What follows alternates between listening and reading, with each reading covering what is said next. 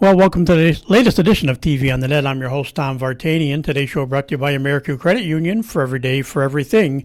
Located next to Little Caesars at 3944 Route 281 in Cortland. By Right Angle Creek Farm and Marathon. All natural, pasture-raised Angus beef from our farm to your table. By the Cortland Voice, the exclusive media partner of TV on the Net. For all your local news and sports in Cortland County at no cost to you, check out CortlandVoice.com. By the Royal Auto Group on Route 281 in Cortland, the home of no hassle, no razzle-dazzle. Check them out at RoyalAutoGroup.com. By Yeaman Real Estate at the entrance to Yeaman Park off I-81, exit 11 in Cortland. By DJ Philly C. Make your wedding, party, or event extra special with the best DJ in the area. Contact DJ Philly C at 607-745-4346. By Nikki C's Hometown Pizzeria and Meatball Shop on Route 281 next to Hobo's in Homer. Find them online for fast, secure ordering or call 607-749-5300. They have a unique menu with dietary-specific options. Nikki C's, your grab-and-go specialists. By Graftex, located on Elm Street in Cortland. Founded in 1984, they provide custom screen printing and embroidery for teams and local businesses. Graftex continues its dedication to servicing customer needs for innovative graphic designs, custom imprinted apparel, and quality service. They are easy to contact at 1-800-417-7791. By Seven Valley Agency at 18 Tompkins Street in Cortland for all your personalized insurance services. Give them a call at 607-753-1821 or check them out online at sevenvalleyagency.com. Seven Valley Agency, where your money matters, our advice counts. By Riley's Cafe and Marathon, open 7 days a week for sit-in dining in a friendly family atmosphere. Riley's also offers carry-out and catering for some events. Check them out online at rileyscafe.com or call 607-849-6434. By Isis Merker Studio, handling all your photographic needs in Central New York since 1982 at 74 Hamlin Street in Cortland. Give them a call at 607-756-0849 or check them out online at isismerker.com or on their Facebook page. By Arnold's Flower Shop, your premier wedding florist at 19 West Main Street in Dryden. For flowers for your wedding or any occasion, call 607-844-8601 or order online at arnoldsflowershop.com. By M&D Deli, located on Central Avenue in Cortland, open Monday through Friday from 7 a.m. to 3 p.m. M&D has breakfast sandwiches, bakery items, and daily lunch specials. They are also available for catering. Check out their Facebook page for more information, stop by, or call 607-753-TO-GO, that's 753-8646, and look for their new food truck coming in the spring of 2022. And by Crop Growers LLP, the first choice in crop insurance located in Homer. Contact Casey Slade at 607-591-2460 for more information. Well, this is going to be a fun day. We're going to talk something I got one inclination with back in the early 90s when I was back in my hometown area. I got to cover a little bit of 8-man football when Green decided to play 8-man for a little while, so I got some experience. But we're going to talk to Joe Manning, the head coach over here at Groton High School, and we're going to talk about their excellent team that they're having this year. They're having a great season. There's just a little breaking news, and it's still all kind of coming together, so I'm just going to go on the information I have heard and seen, and I will follow up. If I get a chance to follow up, I'll follow up on Trojan Football Talk on Thursday during our pregame show there, because obviously this will affect Section 3 as much as it's going to affect Section 4. But supposedly, to the tweets that are out there from reputable people that know what's going on, apparently Maine Endwell, who is the power of Class B in Section 4 right now, is forfeiting their first 6 games of the season, and knowing why or what's happening right there, so we're going to have to kind of, we can't speculate on what's going on there, but if that is the actual case, like I said, hopefully I'll have more confirmation for when we do our pregame with Homer on Trojan Football Talk Thursday, that we'll have some more information on this. But obviously it doesn't affect Joe's team. They're playing 8-man, but Joe knows as well how good Maine Endwell's been over the year. And of course, Homer's had its running with Maine Endwell in regionals a couple times, and it's kind of surprising, Joe, when you hear news like that about a team that this could possibly be happening. One of the top teams in Section 4. Yeah, it's surprising. They're a powerhouse, and they always are. And it's interesting to see, what unfolds with this and see what the 6th game, disqualifications are going to be and what's happened there. It's going to be interesting. So, like I said, stay tuned. Hopefully, like I said on Trojan Football Talk Thursday, we'll have a little more information on what's going there. But that's what's out there, and I've confirmed it with a couple of media people that I know that have said that's what they have heard as well. So we're all kind of waiting to see exactly what's going to become of why and what the consequences are. But why are they forfeiting these games? But we'll address that again, as we said, down the road here in the next day or two. But as we said, Joe Manning, you've been here for Groton for a few years now. I remember you came when I was still writing, so I know you've been here for a while. And I kind of covered it. Kind of some of the years when Homer wasn't quite making the deep runs into the playoffs and going to the Dome and playing in sectional stuff. I did cover Groton for a few times when they were still 11-man. They had a nice run for a number of years. Guys like Brad Robinson and stuff, they made some nice runs. It was always Hancock or Tioga at that time in Class D that they end up running against, and so Groton's had some nice success, but it's been a little while since that even as an 11-man team. But that's good. It's just one of these teams with the numbers and everything that has happened. It's kind of said, well, you hate to say rebuilding a program, but if it's a way to keep a program alive, coming down to 8-man football, which unfortunately I do say when I look at the teams in here like Lansing and Trumansburgs and teams like this that have been, big powers for many years also as 11-man teams, all trying to keep playing. Elmira Notre Dame's another example of playing 8-man football. If it keeps the program going and can change things around, this has been a nice way to go. And again, like we said, Groton this year is undefeated and is having a great season. Tom, it has been. Groton has been successful. You talk about the 2004 season with Brad in there. I knew his father really well. I watched the program with Coach Lewis, and back in the 2009 again when they won Section 4 championship. And then Tom Goddard took over, and they won a division championship in 2016. And that's kind of been, we've been kind of out of the light there for a while, and decided to go 8-man football back in May of this year. Had parents, we talked to some parents, talked to some local people, and had people put their input on, and just with the numbers we have at this point in the lower grades, 7th, 8th, and 9th grade, we decided to go to 8-man to keep our program alive. And like I said, it's a good, successful run so far. We'll get in more depth about that a little bit. And of course, Joe, you're not a teacher in the district. That's one thing, but you probably know more about Tompkins County probably than anybody, because you have a very unique approach to between when you're not corralling kids on a sideline. You're a police officer. Yeah, I'm a police officer. I've been a police officer for the last 26 years. Last 20, 21, or 22 years have been with the Tompkins County Sheriff's Office. Before that, I was with the Groton Police Department. Before that, I was with Cortland City. So I do have a pretty neat perspective on everything. I thoroughly enjoy being a police officer, but when it comes to coaching, it's just it's another level. It's a level that you can reach kids at certain places and direct them in the way of where they want to be as an adult, and it's fun to see them at this out of the school and playing sports. So, for your background, as far as high school, where did you go to high school, and what were you involved in? Sports up all the way through too? I was a football player and a baseball player, and a little bit of basketball, and a little bit of wrestling when I was younger. I went to Groton school, so I'm a Groton alumni. Actually, I was coached my senior year by Marty Connor, which is another big name in Section 4 in Cortland State, and also his assistants were Mark Trill, which is obviously the athletic director here at Groton, and John Filson, which was another respectable basketball coach. And to this day, I still stay in touch with both of them. They've had a great active life outside of retirement. And I was just on the phone probably with Marty Connor probably 3 times this season. Go run up to his house, talk to him about some stuff. He's been to all of our games, and he's always been a big help with me. I always helped my kids in different sports too. So he's one of those guys that you look up to, and he was my head coach as a senior, and still look up to him.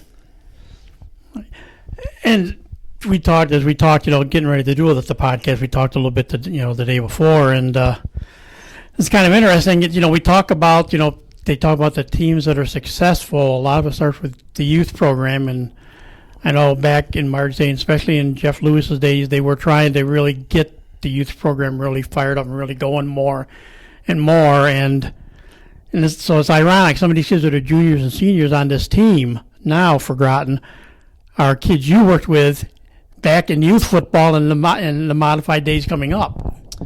It was. I had my first son, Caleb, in 2003, and started playing football in 2008 with him. I was on a obviously he was doing flag football, and I was approached by some of the leaders of that and asked me to take over the flag program. I took that over, and so that was he graduated. My oldest graduated in 2021. My youngest is 2023. So I've had all these kids since 5 years old, and it's really neat concept. I mean, I've seen these kids grow up from being kids that run the opposite way on the football field to just being powerhouses on the field and knowing the game. It's really neat to see them mature through the years and be good football players, but good kids also. I want to raise good kids. I want to make football players, but I want to put good kids out there that are going to contribute in society and be respectful to people. And I think we've done a pretty good job of that in Groton football. Our youth program now is starting to come back pretty good. We have a lot of you're talking about that 2004, 2005 era. A lot of these parents that played football, they actually have kids now 5-6 years old, and the youth program now is I think 45 strong and 14 youth coaches. So we're getting back to where we're building a program again at the youth level. It kind of was laid off there for a little bit, but it really takes a huge community and parents to really pitch in and make the program what it is. Help the kids be coaches. It's not paid, and it's all volunteer work, and it is. It's very time consuming, but it's very rewarding once you get to this level. And like you say, it's produced, like you said, this year. Your team is 6-0. So talk a little bit about where you are at this point of the season. I know eventually you guys will have playoffs coming up soon as well. But talk a little bit about how this team's gotten to 6-0 this year. We started out. Our first game was away in Oxford, and we went down there and won that game. I think it was 62 to 14, or I don't know exactly the score. But like I said, we take one game at a time. And we had a long layoff after Lansing. Lansing came in ranked fourth in the state. They were real high on their I think we were projected through Section 4 football to lose 17 to 23 points. They had to bet the tractor against us, the whole works. And the kids all knew that, and it really made them work extra hard that week. We went in and we shut out Lansing at Ross Field 29-0 that second week, and really put us in a good place. We got some recognition finally by Section 4 being an 8-man program, because obviously they couldn't go with anything we had. And from there, we had some games canceled to COVID, and we went actually a 20-day break with no football at all. I spoke at a sports council luncheon on a Thursday, and Mr. Trilla, our athletic director, got a phone call. They wanted to play a game on Tuesday, or we played a game on Thursday night, which then we turned around and played a game Tuesday and then Saturday. So we had 3 games in a 9-stretch period, and we won every game. So felt pretty good. I just had, we got to take any game we can get. I told Mark, he goes, it's kind of a quick turnaround. It's the shortest time we can do in between games. I said, Mark, I want to play as many games as possible because we don't know what the season's going to bring. I didn't know if things were going to get shut down with COVID. I just didn't know the outcome of what it was, and these kids are ready to play football. And so after that 3 games, we did really well, obviously, and went in. And now we had T-Berg this weekend, and just doing really well. And it is a challenge. I mean, there was that fall 2 season last year for some sports, but I guess football still wasn't even. Well, Section 3 had football in the fall. I don't remember back right now what Section 4 did at the time, but.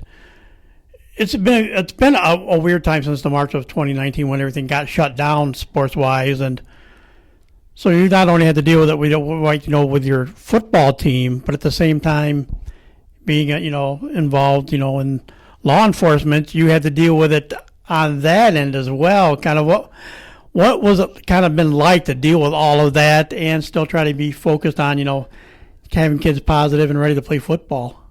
So I look at the, everyone was getting sent home and their jobs. They were doing, Zoom meetings and all that stuff. We actually went the opposite way. We actually could not take vacation at work, and we were mandatory to come in regardless if we had symptoms. Obviously, we had to get our temperature taken and stuff like that. But we were right on the front lines, and that's why we do this job as police officers. Where when everybody else is tucked in their homes, we're still out on the front lines. So it was different for us. We couldn't take any time off, and we had to be at work. There's not a buddy staying home. So for us, it was different. We played a little bit of football in the spring this year. Section 4 allowed us to play some spring football. And we did okay. We had a win against Dryden, and then we played some bigger schools and some tougher schools, and had a few injuries. So we were able to play, and that's why I said when I was able to start this season up, I was so excited. We were able to do 7-on-7 lifting, and then when we went that 20-day streak, a couple of them were because of COVID-related issues. I know that Section 4 wanted one of the teams that were supposed to play their division game, which is correct. It's non-division games is not as important as a division game. So we lost that game. But when I got these chances to play these 3 games, I didn't balk at it a bit. I said, let's go play football, because who knows when it's going to get shut down. A lot of stuff has been taken away from these kids, and I said, let's go play the game. And so we went forward, and we did good. We remained injury free, which was good. We got a lot of play time with the kids, and it was exciting 9 days. Hectic as a coach, but trying to prepare for the 3 different defenses, prepare our defense for 3 different offenses, and prepare our offense for 3 different defenses. So it was a challenge, but it was a good challenge as a coach. And sometimes, I can remember back in the day when I played, sometimes you were going, well, we got another week of practice for our next game. Sometimes the kids probably didn't mind having the games more than having to be able to practice. I think that goes without saying. It's sometimes the practice gets old. They get in a routine of practice. So it was, guys, this is what we're doing. And it was just we were on a full-out sprint. And I think the kids enjoyed it. I think some people probably thought we were crazy, but like I told my athletic director, Mark, I said, we want every game we can get, so let's get it done. Coaches were like, let's go, and we strapped on our boots and went for it and did well. So obviously everybody knows 11-man football. A few people have seen 8-man football. I mean, it's been in Section 4 now for 2-3 years now at least, and it was kind of always there before football really kind of became more Section 4 oriented, because some of the teams, especially out towards the Oneonta area, the South New Berlin's, Morris's, and teams like that, there was I think it was either a 6 or an 8-man league back then. And I remember Friday nights when I was in the early 90s, when I was working down in that area doing sports coverage, it was like, a Friday night with South New Berlin and New Berlin got together. It was like, like the Hatfields and the McCoys. That was the game back in, and then. But now, like you say, you guys are an 8-man, so maybe let people know what's it's not obviously 3 less players, but how does that affect what the team looks like on the field? Well, it's funny you say about that old early 90s, because we actually have Ben DiMattio's dad.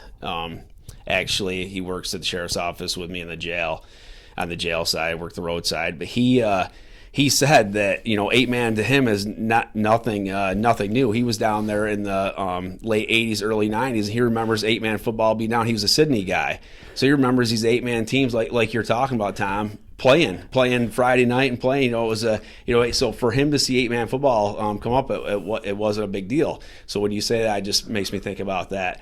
So 8-man football, there's obviously 3 less people on the field. There's 2 less linemen, 1 less skilled person. There's really not much different. You can have 5 people on the line, a scrimmage on offense, 7 and 11-man. You can still run motion. Biggest thing is having five men on the line of scrimmage. The field's still 53 1/3 yards wide, so it's a big wide field. I know some of the other schools have reduced that field down, I think, by 10 yards. I think some of the 8-man fields are reduced down. I think when I saw Lansing play in the one game they played back in 19, their field was reduced, I think, 5 yards on either side, so 10 yards, so probably 43 1/3 yards wide. and it's just a fast, dynamic game. We had a little scrimmage down to Ross Field. We went down there and practiced one evening and separated the kids. Called a couple cabs, and we split the kids all up. And we went and just saying how fast and dynamic it was to the kids as to play a football game. So we played 7-on-7 Groton against Groton, and it was just 5 or 6 plays. We had 4 scores. So we always told the kids, listen, this is a fast, dynamic game. It's going to be hard to stop kids from scoring, but our goal on this is to stop everybody from scoring. We set our defense up. Coach Elbro is our defense coordinator. We set our defense up to allow people not to score. We've had I look at T-Berg. We let them go with a 74-yard pass. They got behind us in a 40-yard scamper that the quarterback we didn't fill. One of our linebackers didn't fill a gap, and he scampered up through that. But take those 2 plays away, we shut that team out too. We shut a very good Lansing team out, very athletic team. We shut them out to 0 points, and we've shut out a couple more to 0. And especially with our first defense, and whenever we get our seconds in, we've been scored on them. But it's a fast, dynamic game, and it's a fun game. So if from 11-man to 8-man, there's 6 less people on the field. It's still the same size field. So if you're a fast back, you're not dodging. You're dodging 6 less guys on the field. Is the way I look at it. I know a lot of people have said, if anything, I guess the best equation, if you haven't seen an 8-man game yet. And I encourage you to go see it. I did go to a couple games of Green.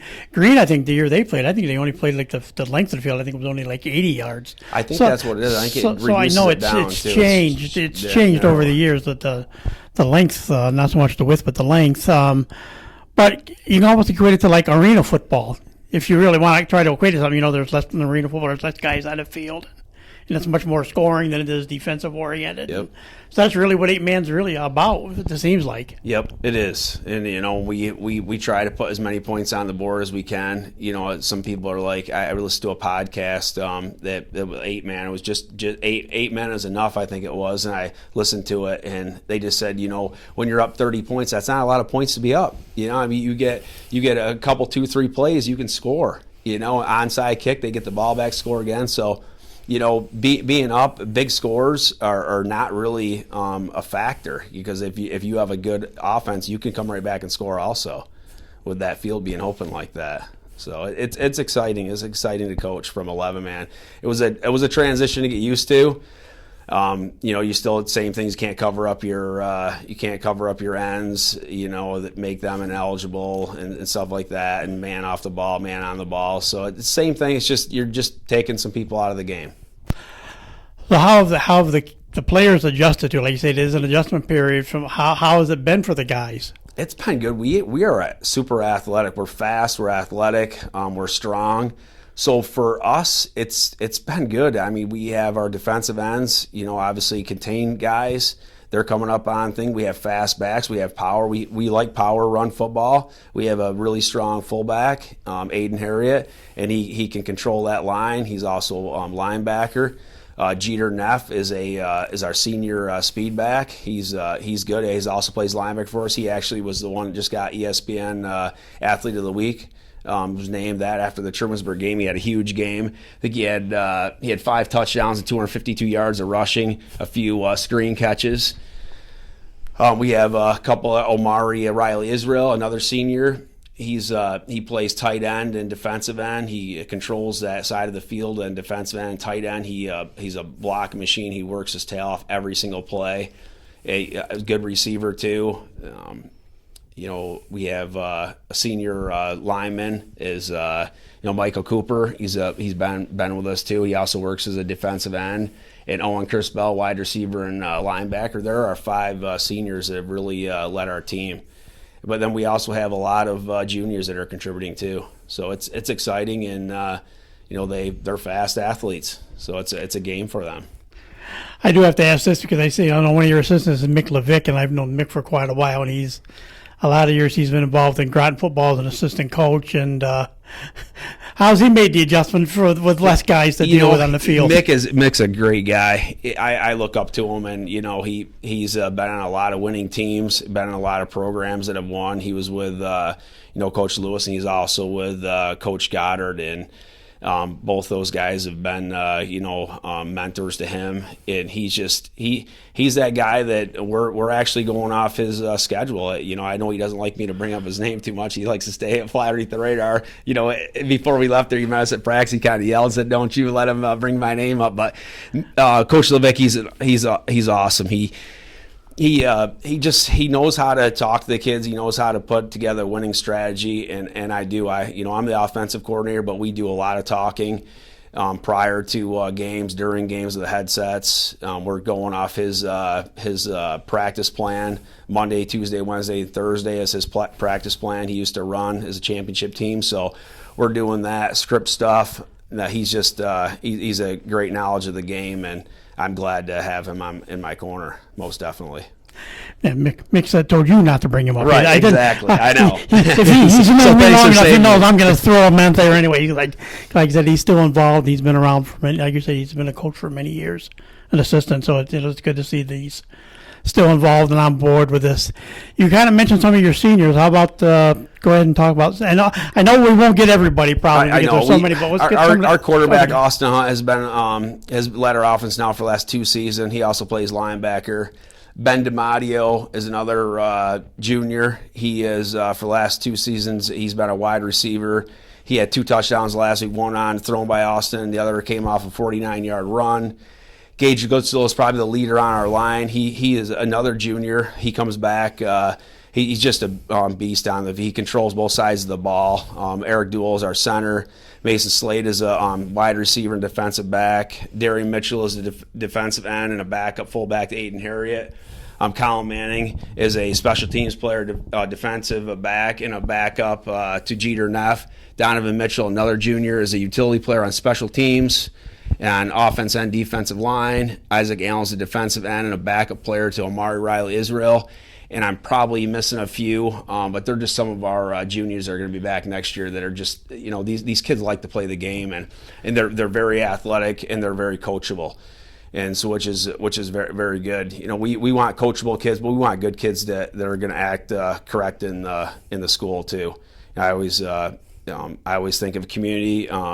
Commitment, community, class, and championship, and I want my kids to follow all those. I know. Obviously, it's funny when you're in Groton, you're here at the high school and the middle school, and the schools are here kind of together, junior high, whatever you want to call it, and you got the track, and you got a nice field there that doesn't get football played on it except for practice. A lot of people say, how come they don't put lights there and play your games there? But I said, just the only thing I knew was just the lighting at Ross Field was the only thing I ever said was needed to be done. But Ross Field is quaint. It has its moments, and other than the lighting, it's a fun, for the Groton people, it's a fun, friendly place to root the team on, because I know they, always have drawn well for games. It is, and we're looking to do something different down there. If you look at the field, it is. I played down there as a senior. You always chase people going down that right corner, going towards the woods down there, away from the pine trees. But we're kind of hoping to get something that the community can be proud of too. Ross Field is an old field, and people enjoy playing on it. But I think at this point, we got to have something that we want to try to put something down there that's going to draw people to this community too. You look at Homer, they got a beautiful turf field. You look at Dryden, it's got a beautiful turf field. So really, Ross Field is played just with football, and it's a beautiful setting, beautiful area. And if we can maybe get something different there, get the field bigger, get the field better, I'm all for it. I know that there's some proposal to possibly get a turf field in there and turn it the other way, get a girls softball field in there. People could play soccer on it, boys soccer, girls soccer. The baseball team could warm up on it in the spring, and it's a football field that we could utilize year round. Our practice field, we're going to the girls soccer field. Our practice field is completely shot out there. We're in the gym today, and we cannot have any more rain, and we are getting killed today with the rain. So.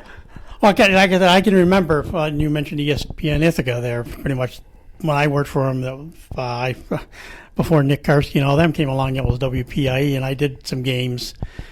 And I can remember came over and did a Groton game. It usually was Groton Lansing, or sometimes Groton Dryden or somebody, or even sometimes I remember all it was a press box, 2-level press box on 4 light poles, and you kind of climbed up this ladder to get up there. We ran the I don't remember the people's name, but there was a house behind the field, a trailer. They always had an outlet in their garage, and we used to run our phone line out, use their garage, plug in there to set up the connections. That was Smiths that lived in Bacchus. I went to school with their son, and now it's just a single-level press box.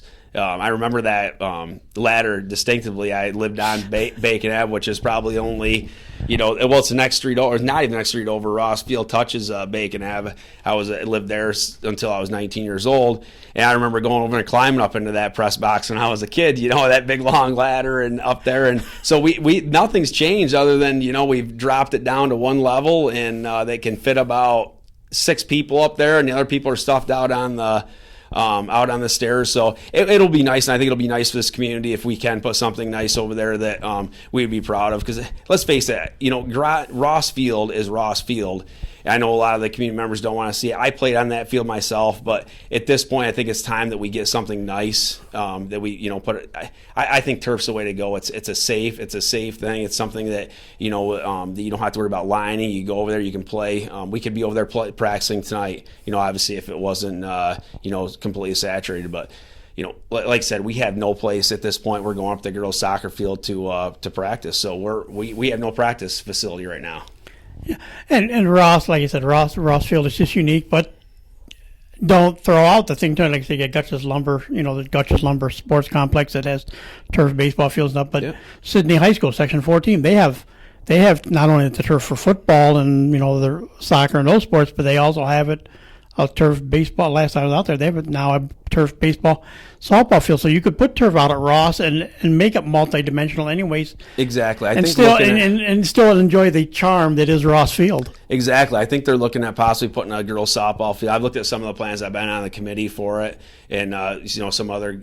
There's a lot of community members that have been on the committee to look at this thing, and they want to put a girls' softball field in one corner of it and work out of there, so you could do sectional games.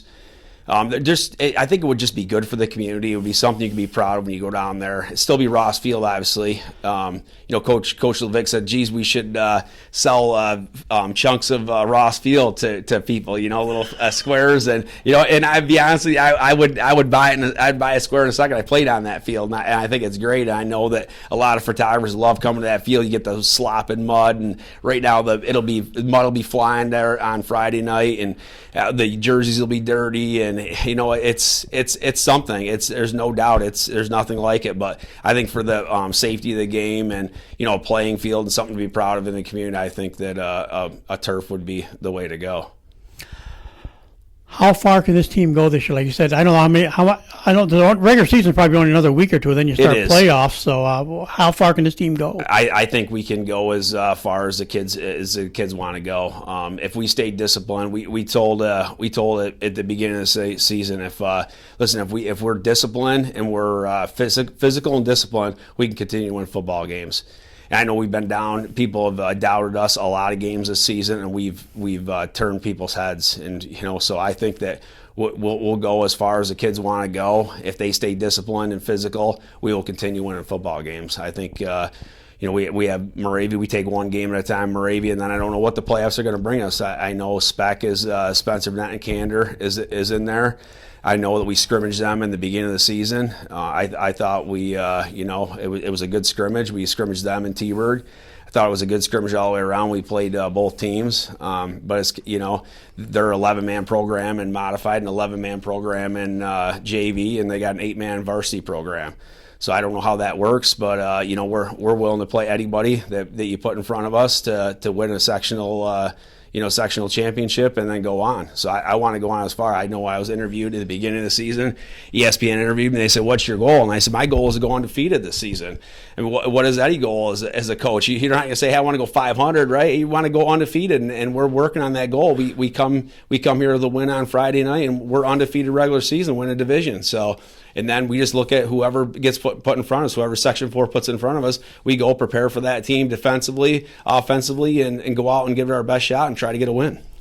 I know they haven't done it yet. There has been talk, a little bit more talk about it, because Section 3 has a number of 8-man teams now. Of course, Section 4 has grown every year. It seems like there's a number of 8-man teams trying to stay alive.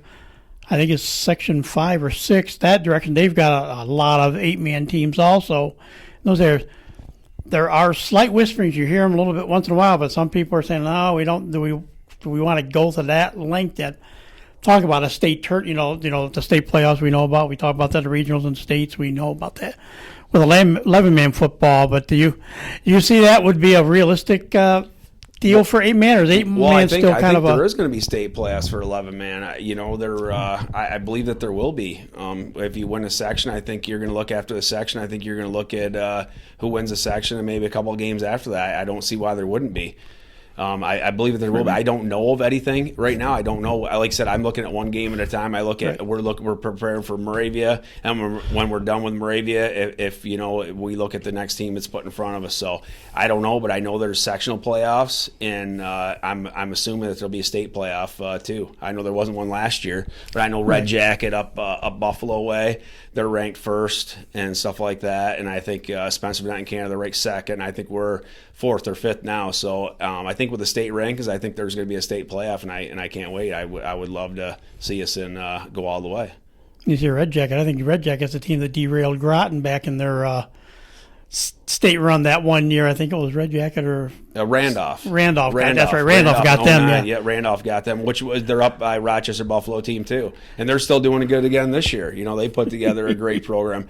I always look at these and envy these programs that you got your Tiogas, you got your Union Endicott, you got your Schnangel Forks, and just think, man, how do they just keep putting these teams together year after year after year? And I think it just takes the dedication from the community and parents and just going out there and getting their kids in the gym, getting them dedicated to the sport of football.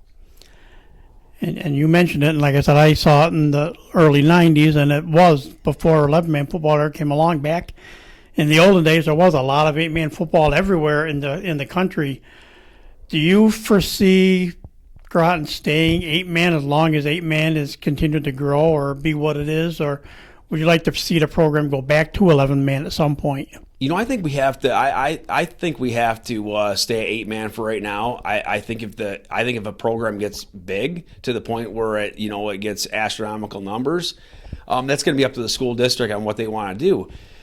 But the biggest thing with 8-man football is we're playing teams that are around us. When we last year we were traveling down hour and a half, hour 45 minutes, which is it's tough. It's tough economically, and it's tough on the kids to sit on a bus for that long. So we're surrounded by 8-man teams in this area. I foresee us having to stay here for 4 or 5 seasons, but after that, I don't know. I mean, I'm assuming that they reevaluate or just stay 8-man football and and play the game. It also allows kids just going one way too, which is nice. You obviously have your kids that are going to go both ways. That you're that you need them going both ways, but it also allows some specialized situations too for kids. What is the I know in 11-man, you can't have less than 16 to play a game. Is there a minimum of an 8-man, or do they give you a limit on the top side? They do. The minimum is 12 players to play 8-man football. I have not heard of any maximum.